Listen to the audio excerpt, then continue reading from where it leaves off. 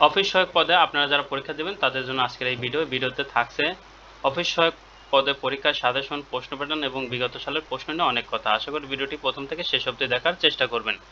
সর্বপ্রথমে একটি কথা বলে রাখি, আপনারা অবশ্যই অফিস সহায়ক জব রিভিউ এই বইটির পিডিএফ সংগ্রহ করে নেবেন। পিডিএফ মূল্য মাত্র 40 টাকা। পিডিএফটি সংগ্রহ করতে এই নাম্বার হোয়াটসঅ্যাপের মাধ্যমে যোগাযোগ করে পিডিএফটি সংগ্রহ করে নেবেন। এই পিডিএফ থেকে আপনারা 90% প্লাস প্রশ্ন হুবহু কমন পাবেন। তো চলুন আমরা একটা প্রশ্ন সলভ করি এবং শেষে গিয়ে আলোচনা করব কোন কোন টপিকস থেকে পড়লে বেশি কমন পাবেন এবং কি কি পড়তে হবে। তো প্রথমে একটা প্রশ্ন সলভ করে দেখি।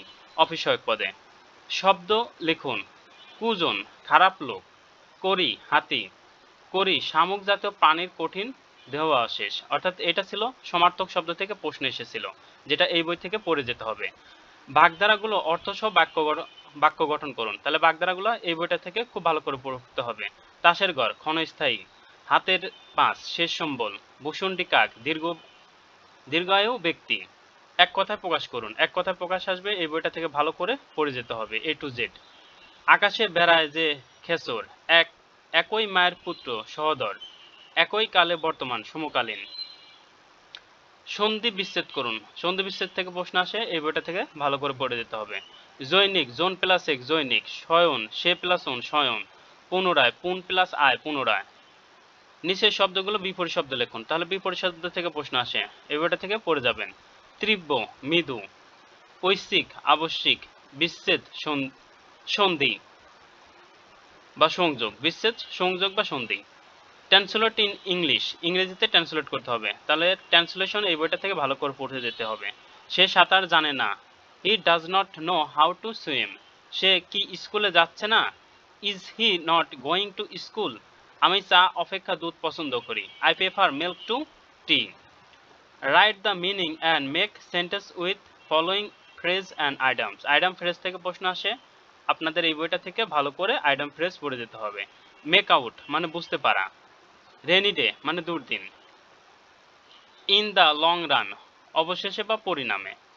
Write down the appropriate preposition, appropriate preposition থেকে প্রশ্ন আসে, এই বইটা থেকে আমরা ভালো করে পড়ে যাব। হি ওয়াজ অ্যাকুজড এর পরে অব বসে। The authorities look him take to task, এই টেকের পরে টু বসবে। দ্য দ্য বল ইজ, এখানে ইজ এর জায়গায় অন বসবে, ইজ অন মাই হেড আমার মাথার উপরে বলটি। Give the plural form number of the following word, এই ওয়ার্ডগুলোর প্লুরাল ফর্ম লিখতে হবে। তাহলে আমরা প্লুরাল ফর্মটা এই বইটা থেকে পড়ে যাব। সিঙ্গুলার এবং প্লুরাল নাম্বার যেটা বলা হয় এই বইটা থেকে ভালো করে পড়ে যাব। Knife knives, stories, salesman salesmen. Write the appropriate feminine gender অর্থাৎ জেন্ডার থেকে প্রশ্ন আসে, এই বইটা থেকে পড়ে যাব। Priest priestess, horse mare, fisherman fisherwoman. এরপরে গণিতটা আমরা ভালো করে এই বইটা থেকে A to Z দেখে যাওয়ার চেষ্টা করব। দেখি গণিত কি ধরনের প্রশ্ন আসে। 250% টাকার 0.5% কত? আমরা ক্যালকুলেশন করি 1.25 আসবে। আর অঙ্ক কখনোই শর্টকাট করতে যাবেন না, সম্পূর্ণ অঙ্ক করে উত্তর লিখে আসবেন। যেমন এটা সম্পূর্ণ করা, এটা সম্পূর্ণ করা। অনেকে আছে শুধু উত্তর লিখে দিয়ে আসেন, উত্তর লিখে দিয়ে আসলে মার্কস পাবেন না। এক্ষেত্রে আপনাকে সম্পূর্ণ করে লিখে দিয়ে আসতে হবে। 1000 টাকা একটি দ্রব্য ক্রয় করে 24% ক্ষতিতে বিক্রয় করা হলো, দ্রব্যটির বিক্রয় মূল্য কত টাকা? আমরা ক্যালকুলেশন করলে 750 টাকা পাবো। এ মাইনাস a-1 সমান কত? আমরা ক্যালকুলেশন করলে 2a-1 আসবে।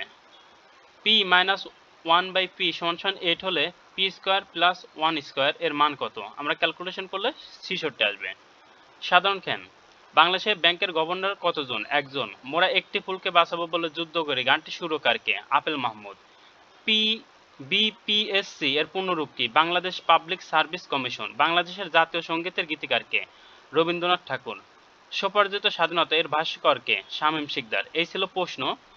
এরপরে আমরা কি কি পড়ব, কোথায় থেকে প্রশ্ন করা হয় এটা একটু দেখে নেই। বাংলার জন্য সন্ধি, বিপরীত শব্দ, সমাস, এক কথা প্রকাশ, বানান, বাগধারা, সমার্থক শব্দ, কারক, সাহিত্য, এই টপিকগুলা ভালো করে এই বইটা থেকে পড়ে যাব। ইংরেজির জন্য idiom, phrase, voice, gender, number, narration, changing sentence, translation, preposition, article, right form of verb, এই বইটা থেকে ভালো করে পড়ে যাওয়ার চেষ্টা করব।